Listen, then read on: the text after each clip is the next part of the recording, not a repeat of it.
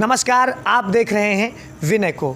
जहां जौनपुर जिले के बरसठी थाना क्षेत्र के अंतर्गत विवेक यादव हत्याकांड मामला आप लोगों ने तो सुना ही होगा। जी हाँ, इसलिए भी सुना होगा क्योंकि वहां के गांव वालों ने पुलिस पर पत्थर बरसाए थे। और पत्थर क्यों बरसाए थे आज तक आप ये नहीं जान पाए होंगे, लेकिन हाँ इतना ज़रूर जानते होंगे, पत्थर बरसाया गया था। उसमें 37 लोगों की गिरफ्तारी भी हुई थी, जिसमें 29 लोगों का तो जमानत भी रद्द कर दिया गया था। उसके बाद दोस्तों आप ये समझने की कोशिश कीजिए कि आखिरकार जनता इतनी उग्र क्यों हुई। और विवेक यादव हत्याकांड मामला जौनपुर ज़िले का एक ऐसा मामला है जो न्याय से वंचित रह ही गया। जी हाँ, न्याय से वंचित रह ही गया, इसमें कोई शक नहीं है। और हत्याएं जहां हो रही हैं और जो घटनाएं हो रही हैं, वहां के विधायक वहां पर संज्ञान ले रहे हैं, मुख्यमंत्री जी से मिलवा रहे हैं, नौकरी की बात कर रहे हैं, तमाम उनके घर जाकर सांत्वना दे रहे हैं। इस केस का तो ऐसा रहा है, इस केस की जो मामला है वो तो ऐसा रहा है, विधायक सांसद तो छोड़िए, वहाँ के ग्राम प्रधान अभी भी संभवतः गिरफ्त में हैं। और वहाँ की जो मामले हैं ये काफ़ी ज़्यादा निंदनीय इसलिए भी हो जाते हैं। अब जो तरीके से ये जातिवाद का प्रकरण है पूरे उत्तर प्रदेश में, ये भी अपने आप में हावी दिखाई दे रहा है। दो यादवों की मामला होता है, 180 रुपये का विवाद होता है, उसके बाद उनको अगवा किया जाता है विवेक यादव को, उसके बाद उनको मौत के घाट उतार दिया जाता है, 100 बरामद किया जाता है, 2-3 गिरफ्तारियाँ भी होती हैं। उसके बाद जो मामला है वो ठंडे बिस्तर में चला जाता है। सोचिए दोस्तों, आप ये सोचिए कि उस घर पर क्या बीत रही होगी, उस घर पर क्या बीत रही होगी जो एक 26 से 28 साल का युवा खो देता है। उस बाप पर क्या बीत रहा होगा जो कैमरे के सामने आकर बोलने को आज भी तैयार नहीं है। उस गांव वालों पर क्या बीत रहा होगा जो लगातार ये कह रहे हैं कि पुलिस मनमानी करती है, कभी भी घर में घुसकर तोड़फोड़ की है वहाँ के ग्राम प्रधान के यहाँ। ये तमाम चीज़ें हैं जो आपको सोचने पर विवश कर देंगी। आखिरकार इस पूरे मामले में ना कोई बड़े नेता, ना कोई बड़े मंत्री, ना कोई बड़े जो अधिकारी हैं, जो बड़े नेता हैं, इन लोगों ने आखिरकार संलिप्तता क्यों नहीं ली?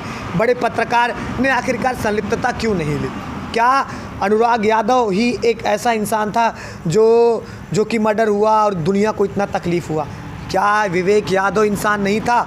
दोस्तों एक चीज़ ये भी है कि इसमें भी 2 यादव थे और वहाँ भी 2 यादव थे। यहाँ के लिए तो आप लोग खड़े हो गए, वहाँ के लिए आखिर ऐसा क्यों नहीं किया? दोस्तों ये भी सोचने वाली बात है। मैं आपको बता रहा हूँ यहाँ और वहाँ में अंतर क्यों रहा।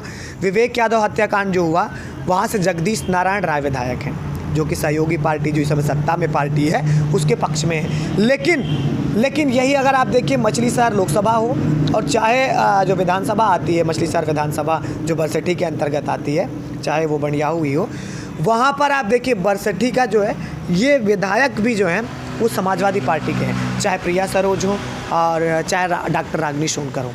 दोनों क्यों नहीं आए वहाँ पर? आखिर क्या है? दोनों यादव हैं, उनके वोट बैंक कट जाएंगे इसलिए आखिर क्यों नहीं आए वहाँ पर?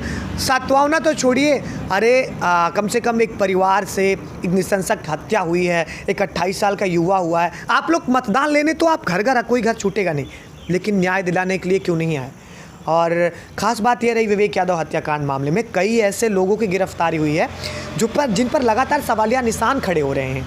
इस मामले में जो 37 लोगों की गाँव वालों की गिरफ्तारी हुई है, उसके बाद ये कहा जा रहा है जो राजेश यादव नए थाना अध्यक्ष आए हैं, उनके पहले जो कश्यप कुमार सिंह थे, इनके कार्यशैली को देखते हुए शायद इन्हें हटाया गया था।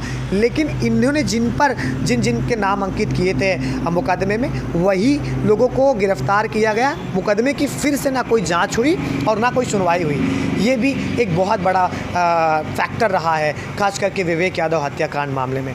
विवेक यादव हत्याकांड मामले में कई ऐसे लोग हैं जो शायद संभवतः अगर जाँच हो तो निर्दोष पाए जा सकते हैं। ये भी एक बहुत बड़ी सोचने वाली बात है कि निर्दोषों के खिलाफ अगर कार्रवाई करती है तो पुलिस के कहीं ना कहीं कार्यशैली पर सवाल तो उठना लाजमी है। फिलहाल जौनपुर से जुड़ी तमाम घटनाओं के लिए आप हमारे चैनल विनय यादव को सब्सक्राइब कर लीजिए। नमस्कार।